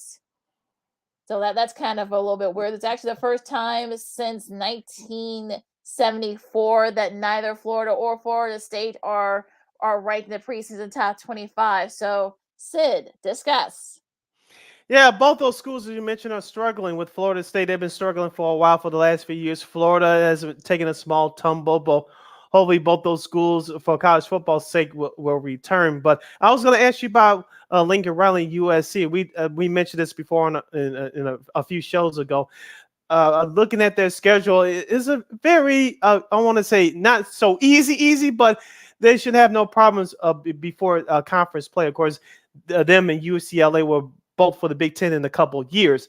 But with Lincoln Riley coming into Southern California in LA for year 1, I expect that USC team to do great things. Now, will it be good enough to get them into the college football playoff? It's going to be a little tough, but for them to get off to a good start is definitely going to be key. And looking at that schedule, there's no excuses why they shouldn't do it, barring any major injuries, of course. Well, yeah, I mean, he got Caleb Williams to come to SC with him, so I think that was sort of a big plus for him. I think that helps a little bit because he's comfortable with that offense. It'll be interesting to see what happens once they all mesh together. I think USC has the talent; they just need the coaching staff there, and they got a good coaching staff there now. So we'll see how they do, and they can make inroads right away. Yep, and also too, I'm looking at Michigan. Of course, Jim Harbaugh. I've been critical of him at times on this show. They finally got to the college football playoff last year before getting blown out by Georgia. But with Michigan, can you improve on that success that you had a year ago? Can you make it to the college football playoff again? Can you make it to that championship game? Are you as good as Alabama and or Georgia? Of course, like I said last year, Georgia told you, no, you're not as good. You're not as good as us. And so Jim Harbaugh, can he finally get an offense and get a quarterback that can run his system? He's always had the defense, but can you put that success into the offense, put that energy into the offense and do it again and take it to another level? That's going to be the question I have for them coming up for this year. One of the new challenges that they haven't won, of course, it's an even number of years. Now they're going to be at the Horseshoe against Ohio State near the end of the season, and they have not won there since 2000. So yeah, that's another thing they're going to have to climb over. Of course, we've got everybody back from Ohio State, so that, they finally beat them last year at the Big House, but like you said, they got to go beat them at the Horseshoe this year. Yeah, so that's going to be very interesting to see what happens there. But yeah, Notre Dame, like I said, you got Marcus Freeman, taking over as head coach. The players lobby to get him. Like I said, I'm still not going to cheer for them. I'm sorry, I'm not. Sorry, Sean Davis. Like I said earlier, I mean, okay. I mean, it'll be interesting to see. I mean, this is sort of like the same song and dance we've done with Notre Dame for like the last 20 years or something like that. They get ranked high and then they get knocked back into reality. Now everybody wants to make excuses and such. So whatever, it is what it is. But yeah, Notre Dame is gonna be another team to watch out for this year. They're over hyped, but as usual, but that's not a big shocker there. I mean, Utah has pretty much everybody back from last year. Kyle Whittingham team. I mean, they struggled a little bit. Like I said, they were a very young team. They got everybody back. It's going to be very interesting. Cam Rising, probably like one of the the best players in the Pac-12, I think. So that's going to get very interesting to see what happens there. We'll see if they can live up to the hype. I mean, they got SC kind of breathing down their necks as well. They're going to be the favorites in that Pac-12, Pac-12 North, I should say. So that's going to be very interesting there. Oregon, I know they got a new coaching staff there as well, but they, like I said, they're still very talented there. They still got the facilities and such. So that's going to be a very interesting showing there. You know what? That's gonna, like I said, the Pac-12 is gonna be interesting to watch. I know that with SC and USC leaving in a couple of years, in the next season, I should say, this is gonna kind of be like the last of the Pac-12 we're gonna see as we know it. So it's gonna be very interesting there as well. Of course, Dan Lenning, taking over as the head coach there, very defensive minded guy. So you're definitely gonna see some more showing there on defense. So, more of a defensive kind of like style. Of course, the offense is going to still pretty much, stay intact. So it's going to be interesting to see what happens there.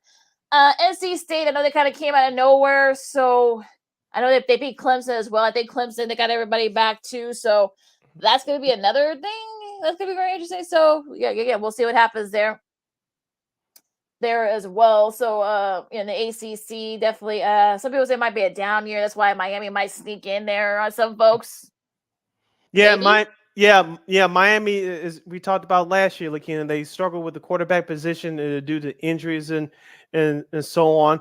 Their defense was very active last year, but they kind of struggled too with growing pains. I expected to have a very good year this year. Like you said, the ACC is down, and so we don't expect anybody else to to have a breakout year. But I was going to ask you about Clemson, but you kind of answered my question. So Dabo Swinney is going to have his guys in the mix. I want to ask you about Louisiana State University and Brian Kelly, Bolton from South Bend to the Deep South. Because I remember you reading that team's name in the top 25 poll.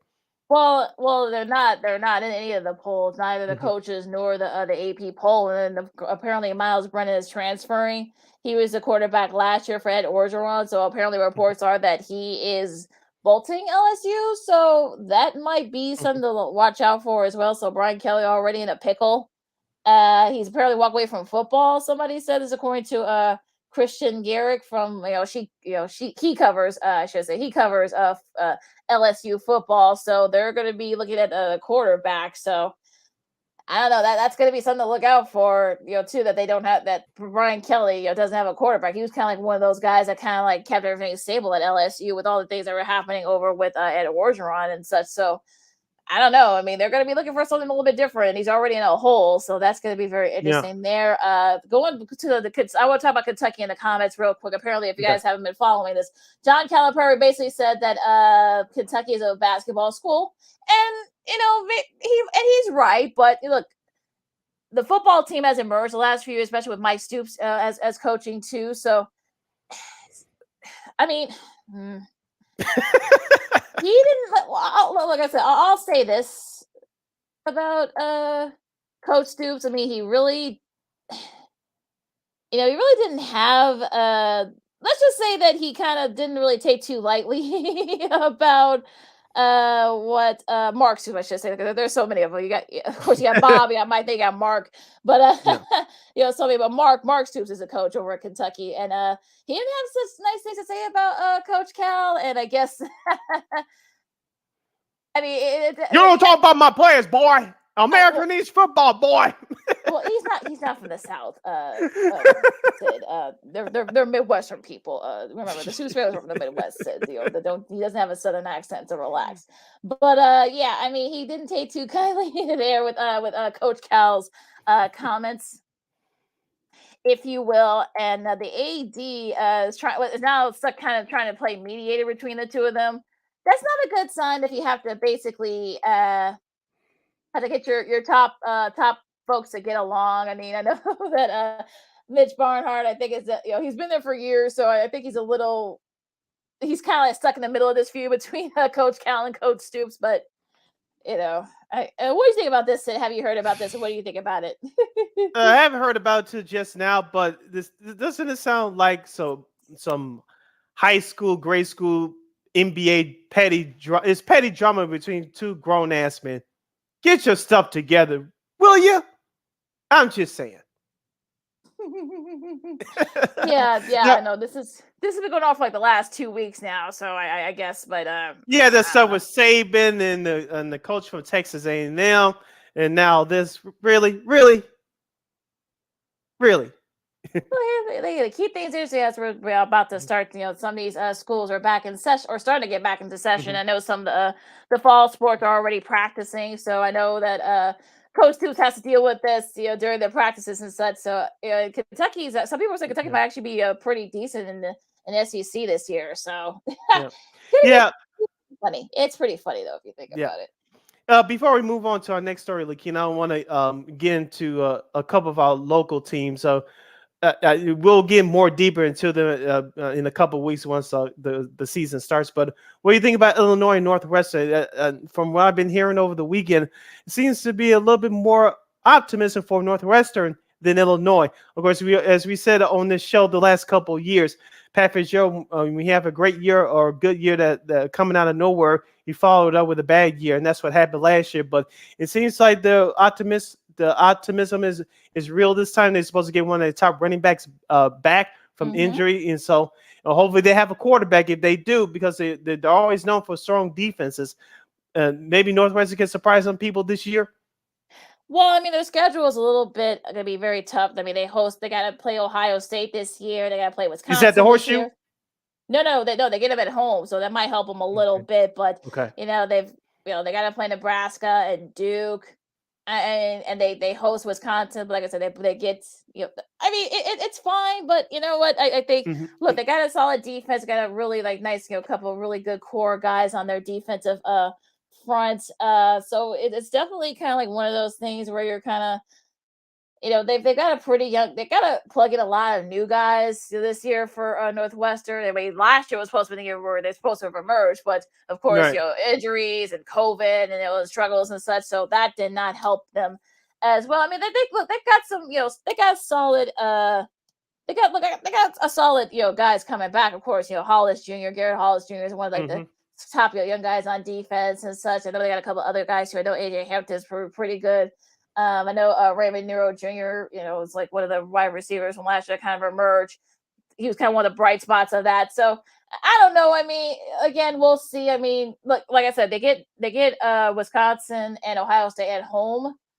But yeah, I mean, maybe, I don't know. Now, as far as Illinois, I mean, like I said, I mean, like same thing, they've got a lot of young talent, coming in. But there were a couple of games that kind of got away from Illini last year. So it might be a little bit of a reversal course, if you will, for what I'm hearing. But again, look, I trust Brett Bimmel. This isn't the first rodeo recruiting in the Big Ten. So it is what it is. We're just going to wait and see. I think, for Illinois, I think it's going to be another one of those days where they might, come out of nowhere and surprise some people too. You never know, but it's going to depend on how they play in their scheduling, because that's going to be sort of like the key if you're Illinois. You're listening to Second City Sports. We're live in the 11 color on the Monday edition right here on Sports Zone Chicago. Sid Lakeena here with you. Let's continue the college football talk. And there's going to be a new announcing crew for the Notre Dame games on television this season. Yeah, it'll be Jack Collinsworth and Jason Garrett. NBC made that announcement over the weekend that they were, they're going to take over. Of course, Drew Brees was let go by NBC, and of course, Mike Tirico is going to be doing Sunday Night Football now. So now there's going to be a new team. Games will also be streamed on the Peacock Premium app. So if you got the Peacock app, check out on their premium side. But yeah, they did pretty well. They did real. I saw a couple of games. They're actually really good together in the USFL. So, and I know that Garrett sounded really good. During their the preseason pregame and their postgame. Sunday Night Football in America. He'll be a part of that this year as well. But I know some. Of course, I know some folks are gonna say, yeah, Jack Goldie has gotten this far because of who his dad is. But he's actually really good. Really good host and a really good play-by-play guy. So I would say, you got to think the pressure's more on him because of who his dad is. But this should be a nice showing. And we know that Jason Garrett's Ivy League guy, so it's gonna be you're gonna be feeling very smarter watching those Notre Dame games. Yeah, I was just getting ready to say that. You mentioned Jason Garrett, former NFL player, former head coach, and he could break down any plays, any pieces of film, any action, anytime, anywhere. But like you said, Jack Collinsworth, I haven't heard him do any play-by-play, but I've seen him do some feature stories and interviews, and he's very good. Like you said, the pressure is going to be on him because of who his dad is. But sometimes some people get ahead because of the names of their famous parents and people who they know and whatnot. This is a rule, not just of what we do, but in life. It's not what you know, it's who you know. Whether you think it's fair or not, that's on you, but that's how the way this world works. But like you mentioned, Jack Collinsworth is very good, and he's going to do a good job of calling those games for Notre Dame. Absolutely. So, and they're going to do a lot. Most of the of course, Notre Dame home games will be there. So, so you're gonna be hearing them a lot throughout this season and such. So I know some people were wondering that maybe they should have had Tarico probably should try to do both, but it's gonna be hard for him to do that. So it's gonna be especially with him watching practices for the teams coming up for that broadcast for Sunday night. You had to spend the weekend with them doing interviews and such things there, so he wouldn't have time to do both anyway.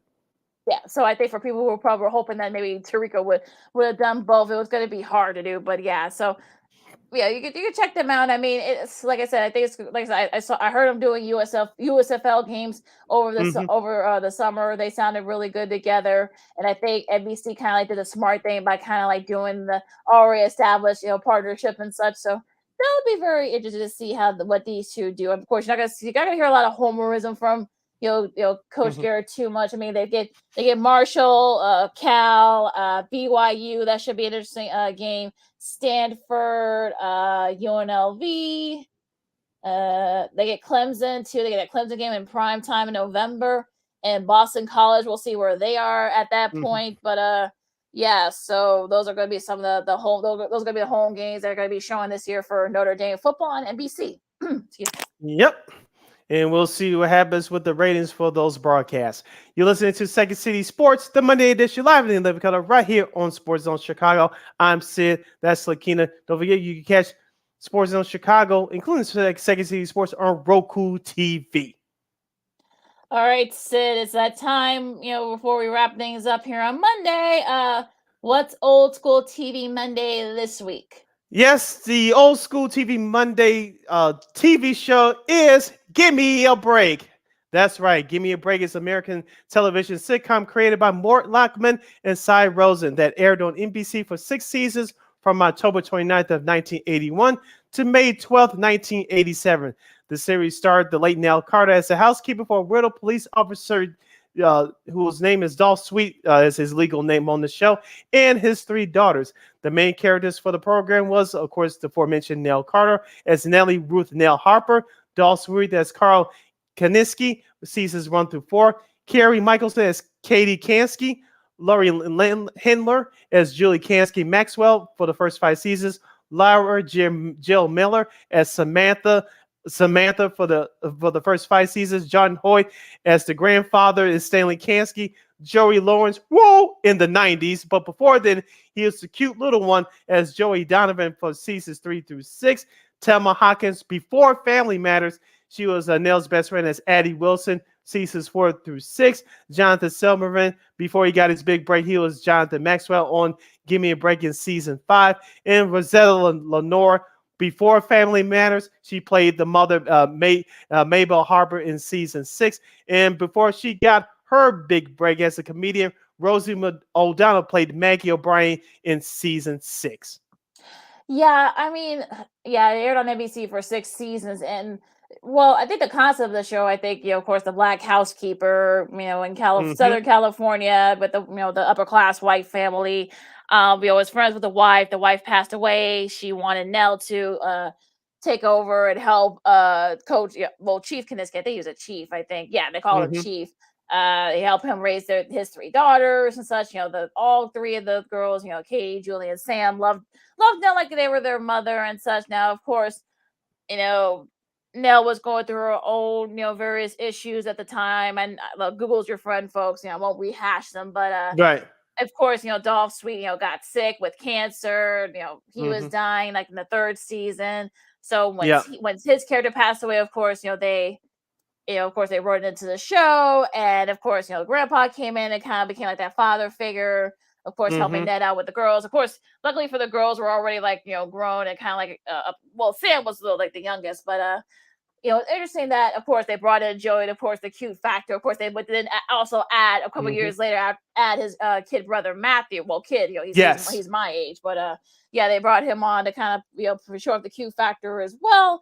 And look, they dealt with various issues. Of course, I think Katie had like a defective diaphragm or something like that. Of course, they dealt with race and such, drinking and driving as well. Hmm. Also, too, I believe Katie went through bulimia, if I'm not mistaken. She went through an eating disorder on the show. So yeah, That's right. Yeah. Hmm. they weren't afraid to tackle like really hard hitting like issues and such. But of course, near the end, the show moved to New York. They fired, I guess they fired like all the girls. They fired Yeah. Carrie and Lori and Laura, and of course that kind of that was kind of some reaction between them and whatnot. They tried to do a kind of a New York sort of spin off kind of thing with Nell and with Talma, and of course with Joey and Matthew, but It you just know didn't work. it didn't. And also they added Rosie O'Donnell to kind of like shore up the sort of like the funny part. Of Mhm. course, she was she was fresh off her stint on Star Search and such, and that kind of whole thing. But yeah, it just didn't work afterwards. So it kind of faded kind of like into black. So of course, by that time, of course, Cosby became a big hit, Mhm. and Cheers was becoming a big hit too as well. So they really didn't need give you a break that because that kind of like helped propel at the height of it. That propelled NBC to being like number one. The Mhm. Facts of Life and some of the other different shows was still a top rated show at the time. So that kind of propelled NBC to they helped propelled NBC to be like the number one network. So for years during the early 80s. But yeah, I think this show was kind of like, well, of course Howard Morton played uh he was really funny on the show too. Of course, he played I forgot the officer I forgot the name of the officer he played on there, but he was very funny on the show too. So yeah, it was definitely kind of like one of those. Simpson, Officer Simpson. That's who he played. Mhm. But yeah, it definitely kind of like was well ahead of its time. So like the different concept of the show. But could the show lasted longer had they kept the girls on there? Maybe. Of course, Julie was married. They had a daughter. Yeah. By that point, and well, into that Laura Jill Miller is. Well, I don't know if she's still. I think she does a lot of voiceover work. That's kind of been her bread and butter. She was a lawyer for many years, but has done a lot of voiceover work. She's made a career in that department for many years now. I forgot some of her credits, but yeah, she's done a lot of great voiceover work. So I'm sure those of you guys who have kids will probably have heard her voice somewhere. But Mhm. it's definitely kind of like one of those shows where it kind of like it wasn't like in the category of any other sitcom, but it was just great for what it was. Yeah, I agree with you. It was great for what it was, and doing some research for this Lakina. I forgot about this episode till I saw it pop up on Google. Do you remember the episode when young Joey Lawrence? It was actually two of them, but this one I saw on Google this morning, and I'll bring it up with you. Do you remember that episode when he did the character in blackface, and it was a big controversy? I almost Oh forgot about that. yeah. So that's right. Oh yeah, I forgot I was about saying, that. if that was Yeah. today's world, that episode would not have gotten aired. I promise you. I think they stopped airing that episode as a part of the repeats because of that. I'm thinking. I think they might have taken the episode out. I saw the first run of the repeats. Like I said, I don't know if I don't think it's streaming anywhere. But I think some of the re-areas they took the episode out. I think some of the networks made some like I guess the stations made a decision to take out that episode. But yeah, I remember Mhm. the episode. That would not fly in today's world. And also to the other episode, I remember Joey ditched school because he wanted to do break dancing. He was, I think, he dressed up like Michael Jackson as a break dancer. He went down to the pier and started break dancing with the break dancers, and Nell wanted to quote unquote whoop his butt because he ditched school because of it. Just remember that the times we were in back then, hip hop was trying to make its mark not only musically but culturally as well. And that was the era of Michael Jackson, Prince, Stevie Wonder. But Joey Lawrence trying to break dance on national television back in the day. Yeah, that was sort of like a big thing there too, of course. Yeah. And that was definitely, I remember the episode too. But yeah, it's very interesting though that that this particular the sitcom, I think, there's another thing that doesn't get their due. But yeah, I mean, it is definitely interesting that the fact that this show has kind of been forgotten about. If you think about it, of course, Rosa Lenore, of course, played her mom, and I remember, if you remember another episode, one of the first episodes, like with Nell and her estranged father. That was a really sweet episode. She went back home to kind of try to visit her father, and they had been estranged for years, but they were able to make things up before he passed. So that's why we saw the mom war. So that kind of that kind of like worked to their advantage as well. But yeah, so it's definitely like one of those shows where. Again, it probably wouldn't fly now. Well, the concept of it wouldn't fly now, but yeah, it was great for what it was, like we said earlier. Yeah, I know it was airing on that Antenna TV for a while. I don't think it is now, but it was airing on that channel for 3 years. I remember I was watching it a couple years ago. Right, it aired on Sundays right before football, talking about the NFL. So I started watching that again. And I remember if you were growing up here in the Chicago area, Lakeena, I'm sure you remember this. Right after they went off the air on NBC in '87. It was called WFLD 32 back then, but it started airing. The reruns started to air on now Fox 32 here in Chicago back in the day. Back then, it was just WFLD 32. Yeah, it was its own independent. It was one of the independent local networks at the time. So right before Fox brought them. Before Fox brought them off. So yeah, that they were showing a lot of those old shows from back in the day. They showed that. They showed Bewitched. They showed a few other classic shows. I think Petticoat Junction, I think, was also another show that they show. And of course they also show some other shows too. I'm trying to think what was on back in the day, like It's a Living and those types of shows. So yeah, in the 90s. So yeah, those shows kind of like sort of like, we'll probably get to those shows on Old School TV Monday at some point. But yeah. And also Small Wonder too. Yeah. Oh Lord. Talk about guilty pleasure. That was gosh. We'll do that show at some point because I remember watching that too. Yeah, that show kind of freaked me out a little bit as a kid, but yeah, a little tidbit about Small Wonder. We'll get to. Well, we won't. I'll that's a little teaser for you when we do that at some point. But yeah. So yeah, it was also too. I just found out Head of the Class now streaming on HBO Max. Like yeah. So if you got HBO Max, through your cable or satellite provider, like I do. Yeah, so make sure you check that out. It's some really great memory. I just found it out over the weekend because someone told me about it. Like, oh no, it's streaming on HBO Max. Like, oh really? Like, okay, yeah, well, so make sure you guys check that out as well. I don't think Give Me a Break is streaming anywhere. I don't think, but a little update on one of the shows we did for Old School TV Monday. Yeah, so our Old School TV, we salute. Give Me a Break. All right. On that note, you can follow me at Keena McGee on the Twitter and at Keena_McGee on the IG. You can follow yours truly, Sydney Brown, on the Twitter and the IG at SidKid80. Once again, it's SidKid80. That's SIDKID80. SIDKID80. Make sure you download that Sports Zone Chicago app wherever you get your apps. Make sure you follow Sports Zone Chicago on all social media platforms: Facebook, Twitter, Instagram, and YouTube. You can catch our podcast, Second City Sports, at War on Anchor. We are available there on all podcast platforms, including the iHeartRadio app. And make sure you follow War Media at WARR Media on Facebook, Twitter, Instagram, and YouTube. And thank you very much in advance for your support. Like, share, subscribe, and tell your friends. And make sure you smash that like button, share this program to any and everybody you know, and make sure you tell them that Second City Sports is live on the air every Monday, every Friday from noon to 2 p.m. Central Standard Time, right here on Sports Zone Chicago.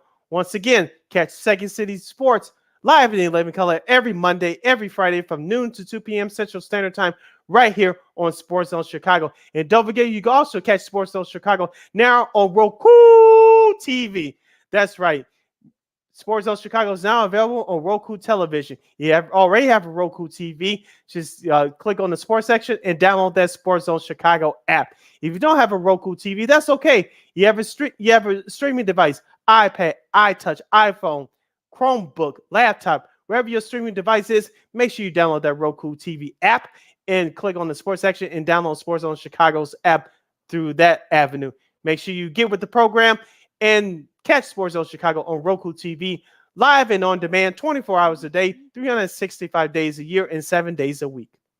All right, folks. Thank you so much again for listening to us, as always, and watching us. So please subscribe, and tell all your friends that they're on Roku. So make sure you guys check that out as well. We'll try to get like some people to come in to talk about the NFL divisions, also to talk about college football, since that's coming up. The WNBA, I think they start, like Tuesday, tomorrow. Yeah, that start Wednesday. And Chicago Sky will face the New York Liberty. So the first 2 games are here in Chicago Wednesday and Saturday. So good luck to the Chicago Sky as they try to run it back and to become back-to-back champs in the WNBA. So we just to see what happens there. The Aces are the number 1 seed there as well. The Sky is number 2. So yeah, we'll keep you guys updated, even though we don't talk about WNBA. We'll try to keep you guys updated on what's going on in the playoffs.